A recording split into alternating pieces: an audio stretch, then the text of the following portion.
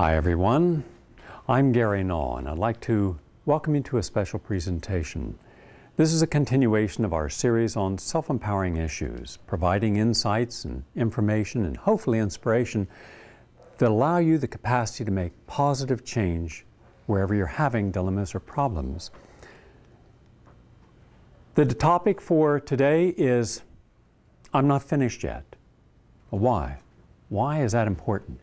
Because how often have we thought we're at a particular place in life where we don't have to work that hard. We don't have to do anything that new. We don't have to stress ourselves.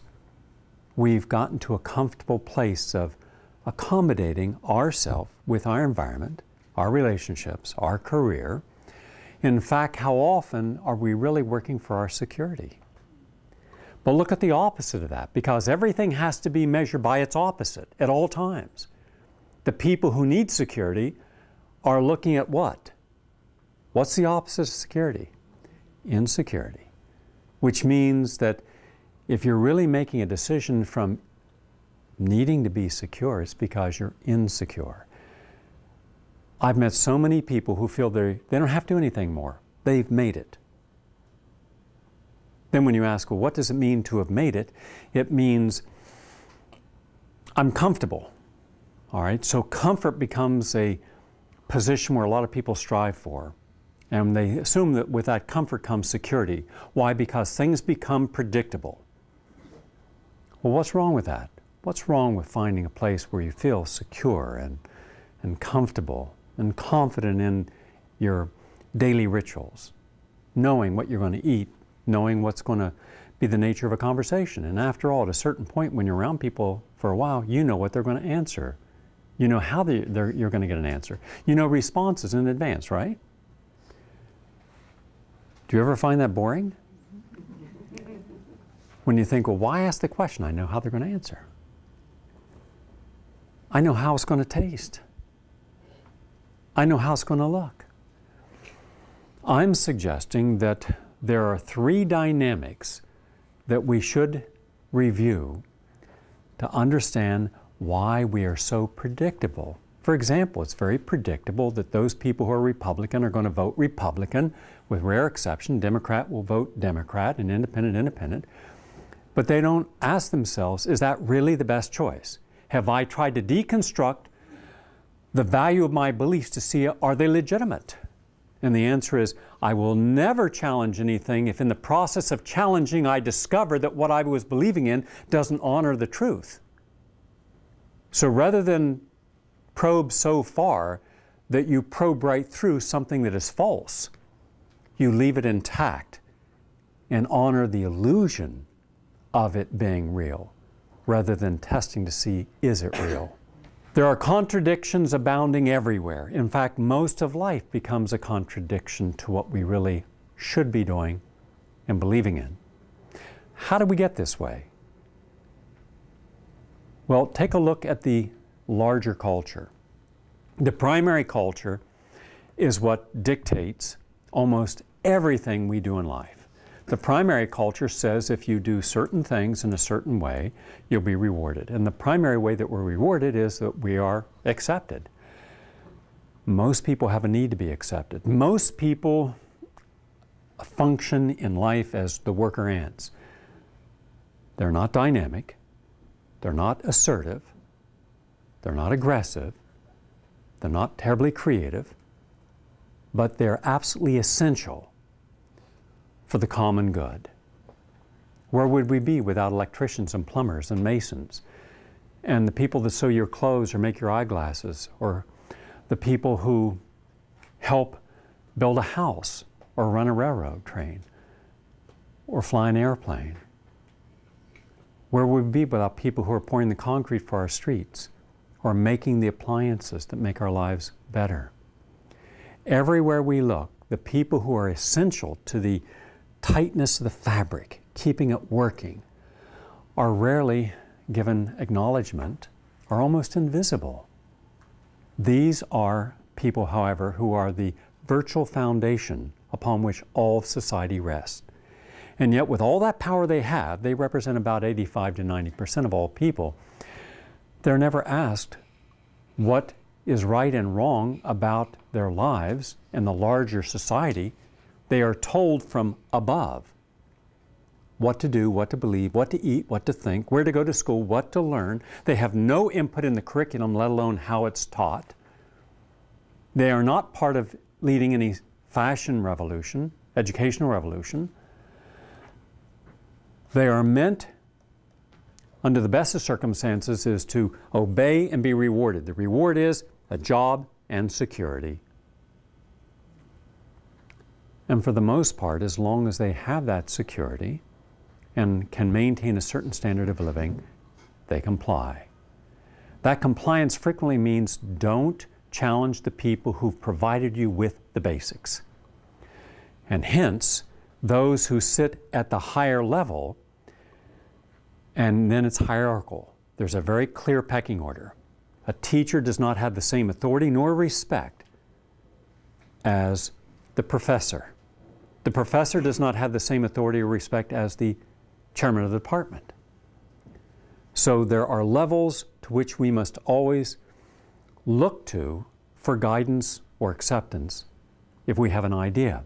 And most ideas come from two people, those who are policymakers and those who are opinion leaders. Look at legislators, they're policymakers.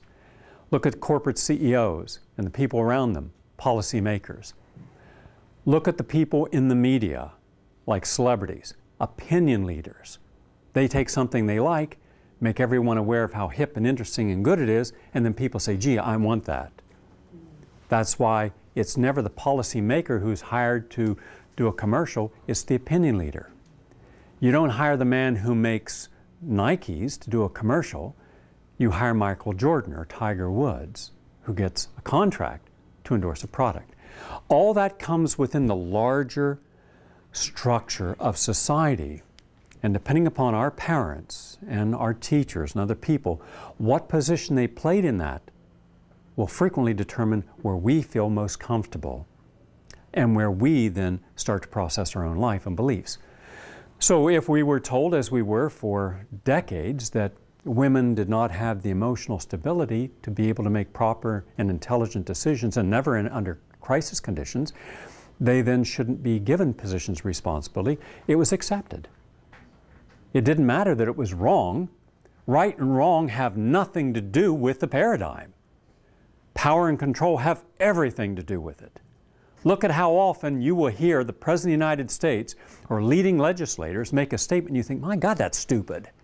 They're wrong. Absolutely wrong. And yet Americans are going, yes, yes, yes.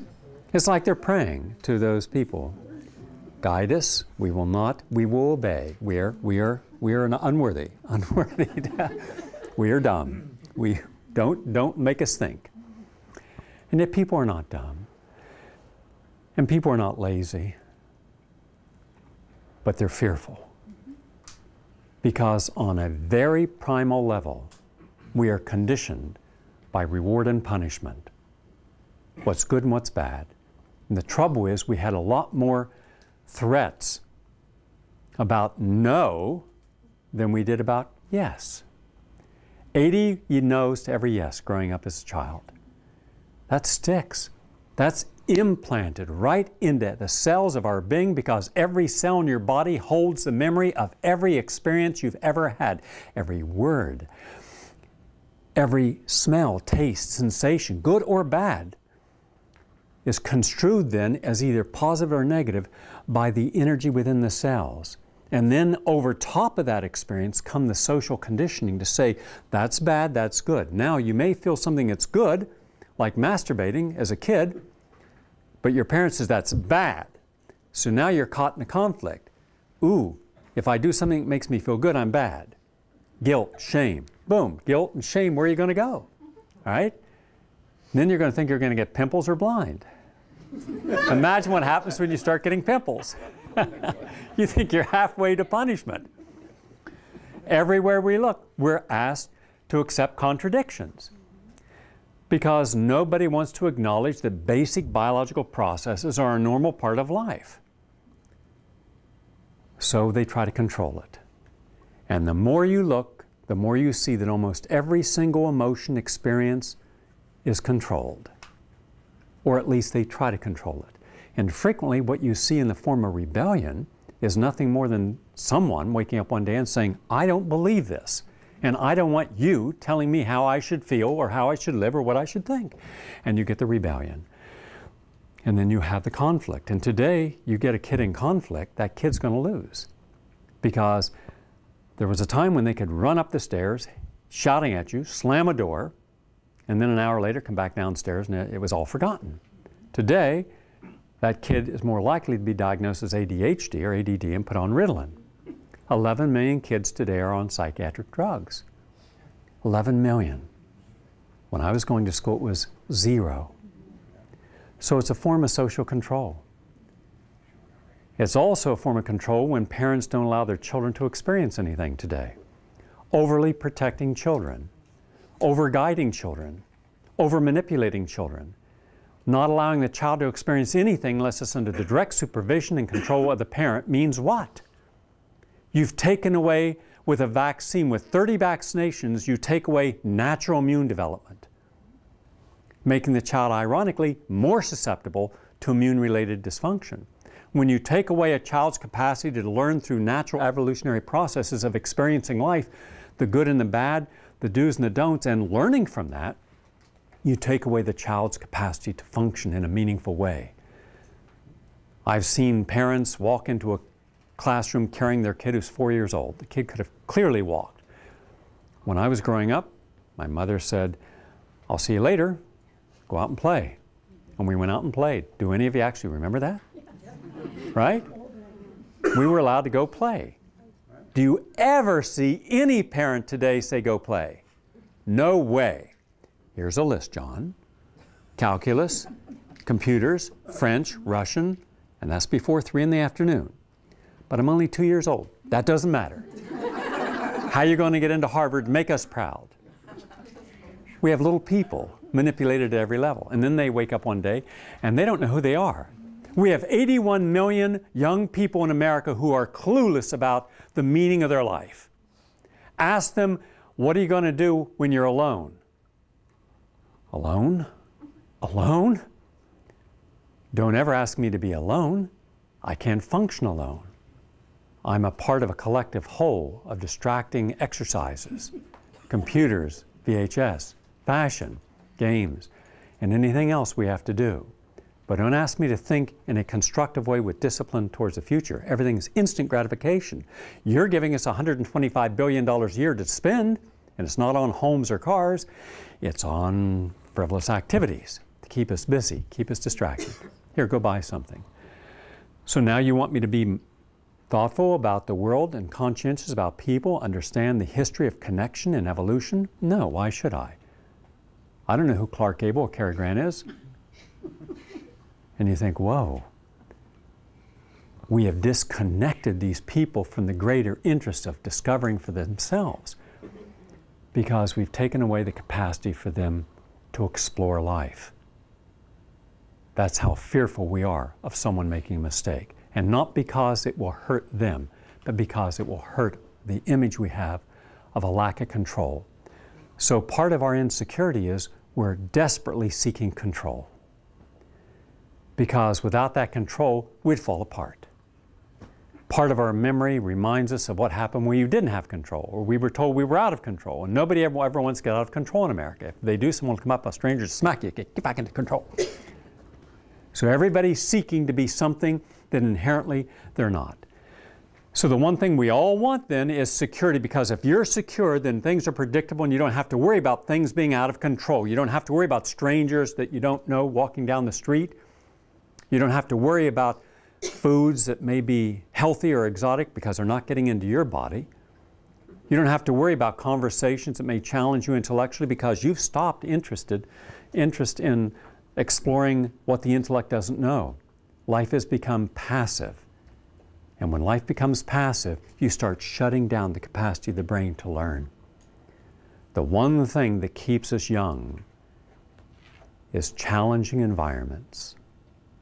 The more challenging the environment, the more we grow. That's why composers are the longest lived group of people in society, because they never stop the challenge. Television passive. Reading, passive. Conversations, passive. Daily rituals, passive. You start looking at how much in a person's life is actually a challenge, and it's almost nothing. So when I say, I'm not finished, it means I'm not finished, you shouldn't be finished. You're getting to a point in your life where you want to finish the challenges and just make yourself comfortable. When you get comfortable, you're going to age, you stop growing. Why do you think we have gated communities? Why do you think we have selective groups that don't want others in their group? Why do you think we become tribal? And we are ruled by tribal leaders, where we're merely in there. And the most fervent and ardent of the supporters of the tribal leaders are the ones who are willing to be true believers and do anything to show the orthodox view is so rigid that they will never question, but merely follow mindlessly. Hence the collective mind. Where do we grow? Where do we evolve? How do we challenge what doesn't work? How do we remove things that are clearly against our best interest? We don't when you have that kind of mindset. All you have is them and us. They are the enemy. We are the chosen ones here. Intellectually, financially, stylishly. So we're looking for ways to fit in. And so in the larger society, you're not going to have growth. You have limited expression of freedom. And that limited expression will only be to the degree that you do not represent a threat. Now, within the larger structure, you have 700,000 physicians, more often than not using very toxic modalities that do not reverse the nature of a disease, but instead merely provide you with temporary relief. Some is necessary, but more often than not, it's not. They're not looking at things that could actually heal or prevent. Isn't it interesting? In all of the discussions by all the presidents that we've had, they never once talk about prevention. It's always about treatment. More drugs. Well, more affordable drugs. So they focus on the affordability of a drug, and nobody stands up and says, hold on a second. Why not prevent the conditions that the drugs are needed for? Common sense, right? Now, if I can understand that, and you can understand that, why can't they? Because once again, in a tribal society where you have one collective reality, you're not allowed to challenge that reality. Who are you to challenge it? The only people who have a right in any society to challenge the laws and rules and behavior and the dictates of that are the hierarchical leaders, the policy makers. And their message then goes to the opinion leaders. The average person is not there. So we live by this. And then we wonder why we're not getting healthier, but sicker. Why we're not getting happier, but sadder. Why we're not getting more fulfilled, but more depressed. Why we're not able to communicate one to another and be open and honest and vibrant, but instead we walk around as if we're one big psychological, physiological mess, hoping that something within the enormous industry of recovery and repair and maintenance, and that's all our society is today, repair, recovery, and maintenance. Service. America is nothing more than a service industry for the broken down bodies and souls and minds of its inhabitants. Now, wouldn't you think that you better understand that you're broken down on some level? And there's nothing within the orthodox model that's going to help you. If it did, we all would be better because we have millions of people all looking at how to solve the problem. Well, if millions of people spending $2 trillion this year on disease can't fix it, maybe it's because they've got the wrong model to work with. Maybe it's not more MIT graduates or more Harvard PhDs and MDs. Maybe it's not more money thrown at AIDS. We're going to give $15 billion, one guy says. Well, we're going to give 30. You could give $100 billion a day and you wouldn't find a single cure for AIDS because AIDS has nothing to do with the virus. It has everything to do with the health and wellness of the lifestyle. But is anyone willing to look at that? Yes. 5,000 MD, PhDs, activists, and journalists, but not one has ever been invited in to tell their story. Because the one thing you do not do when you control a paradigm, you never challenge the paradigm's legitimacy by bringing in non-believers. So if you're a Nobel Prize winner like Dr. Kary Mullis, who won the Nobel Prize for Chemistry and discovering the PCR, you're not invited in to say why the HIV virus could not by itself cause AIDS. Or you don't invite Dr. Gilbert in, or Professor Emeritus Stroman from UCLA at Berkeley, or Professor Peter Duisberg, or Dr. Professor Raznick, who is one of the world's leaders on protease inhibitors. You don't invite them in because they're too smart. They were, until they challenged something, they were a part of the hierarchy. They were policymakers in science, National Academy of Science. They were up there. Full professors, chairmen, award winners. There's a danger to a human virus infecting an entire body politic and corrupting it. So they eliminate. They have anti-human viral capacities. They exclude you from conversation, funding, being published. They exclude you from interrelating. They demonize you. They marginalize you until one day the best and brightest, from the Nobel Prize winner, the only person to have 2 unshared Nobel Prizes in the United States, Linus Pauling, is excluded outside. Why? They don't want that information. In Russia, it was Sakharov, Solzhenitsyn. Anywhere you have someone who has the capacity to show a big mirror and hold it right up in the face of a society and say, take a look. How you think you look and what you really look are not the same. Take a look. And people say, no, no, no. I will not. Oh, no, I can't. I don't want to see that. That's a truth I can't handle. What you can't handle, you won't look at. You know what you will do? You'll distract yourself. You'll look over here. Why are you looking over there? Well, it's brighter over here. All my doctors and scientists and educators and psychologists said, look over here. But the problem's over here. I know, but it's easier over here. I don't have any conflict. All I have to do is just obey. So obeying authority becomes more important than looking for truth. It always has. That's why we are a debted nation. That's why we are so sick. We're not looking for the truth.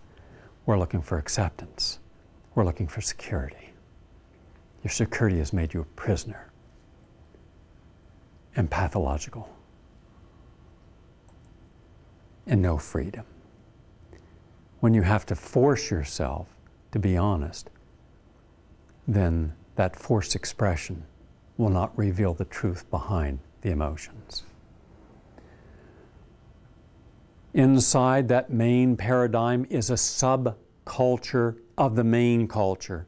The subculture are those people who don't like the main culture, but need it and must exploit their talent, their personality. But while they're acting like they're free, there's nothing free about them. They can express themselves, but everything they do is directly related to the control from the main culture.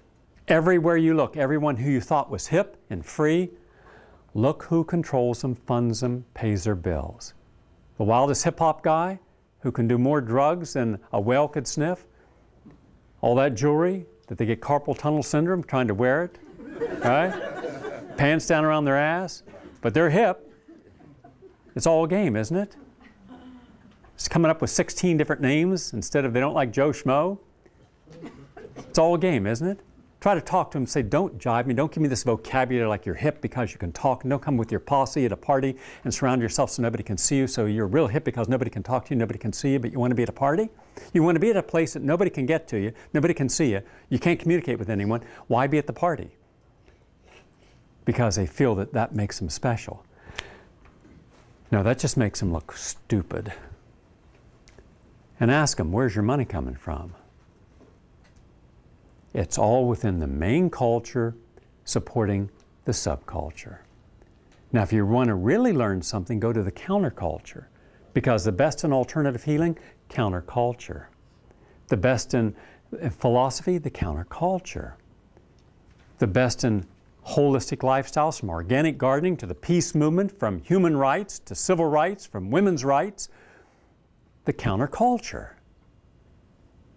The counterculture can't influence direct culture. It has to first influence and be accepted by the subculture. So the subculture, who are the opinion leaders, take on something and champion it, and suddenly the main culture starts to test it, and only when they can control it do they take advantage of it. And then guess what? The main culture takes credit for nothing it had discovered and never gives credit to the counterculture. Because the last thing the main culture wants is for you to make a connection with these people over here, because these people are really free thinkers, self-sufficient. They don't have to live based upon insecurity. We can't let that kind of freedom become a part of how we live. Otherwise, who's going to be able to control us, manipulate us, make us feel insecure, make us feel we don't fit, not make us feel, gee, I don't know what the real meaning and purpose of my life is. How many people today wake up and have no idea who they are?